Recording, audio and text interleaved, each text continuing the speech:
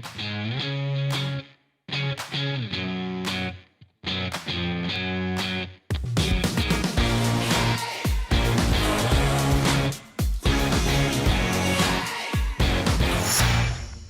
everybody, thanks for joining me today. I have a bonus episode of In the News. This episode regarding some breaking news, rare enough in the paint industry. Kelly Moore, one of the nation's largest paint manufacturers, announced last week that the company had been purchased by the Flacks Group. The Flacks Group is a US-based global investment firm headquartered in Miami, Florida. Terms of the transaction were not disclosed. Founded in 1946 by William Kelly and William Moore, a 2020 ranking of the largest paint manufacturers in the United States by Paint and Coatings Industry magazine, Kelly Moore came in at number 9, posting sales of over $400 million. That number likely much higher now, closer to $500 million, as the market for coatings has expanded significantly in the last 2 years. And of course, the price of paint has risen significantly as well. Kelly Moore distributes products through 157 company-owned retail stores and a small network of authorized retailers across parts of the United States, with the company selling more than 90% of its products to professional painting contractors and other trade professionals. This is an exciting time for Kelly Moore Paints, said Steve DeVoe, chairman and CEO of the company. Our customers are at the center of everything we do, and under the ownership of the Flacks Group, we will have the resources and ability to continue to innovate and deliver the best products and experiences to our customers in the professional paint industry and remain highly competitive in the marketplace. And while news releases like the one Kelly Moore sent out announcing the company's sales are always filled with quotes and platitudes from the CEO talking about what a great opportunity this is, there was a quote from the Flacks Group, that's the purchasers of Kelly Moore, which caught my attention. Kelly Moore Paints is a true legacy brand that resonates across multiple generations, said Charles Gassenheimer. He's the managing director of the Flacks Group. Since 1946, the company's high-quality products have exemplified American manufacturing, and its exceptional service has earned the company a loyal customer base. But having dished out enough platitudes, Gassenheimer went further and dropped the mic when he added that Flacks sees their purchases of Kelly Moore as a platform with the potential for bolt-on acquisitions in the small and mid-sized paint spaces.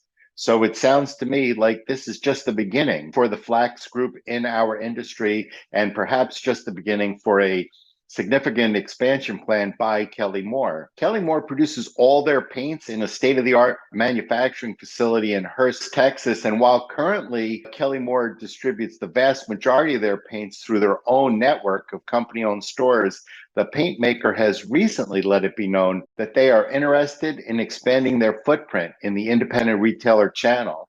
While this acquisition was being finalized and unaware that it was happening, I recorded a podcast recently with somebody familiar with Kelly Moore's distribution plans for the independent channel.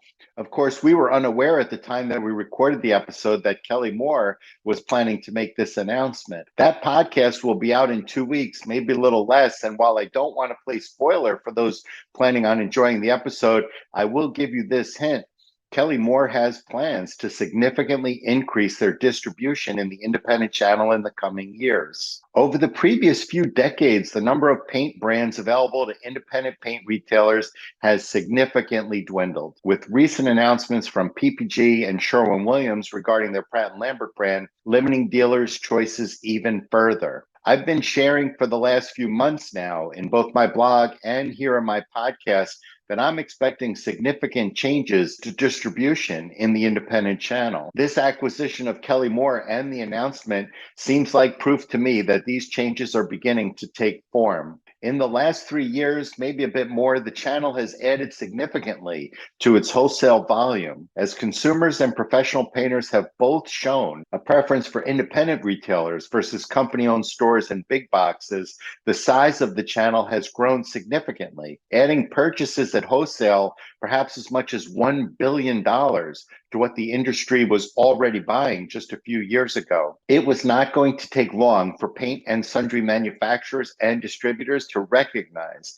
the opportunity that the channel held. In the coming weeks, I plan on following up this story. I already have one podcast in process, and I have already reached out to Kelly Moore to see if they want to comment further on what their plans are for the independent channel. So stay tuned. I will be doing additional reporting on this topic, but until then, we'll just have to wait. But it does seem that for independent paint retailers, that Kelly is joining Benjamin as the choice for dealers who want more.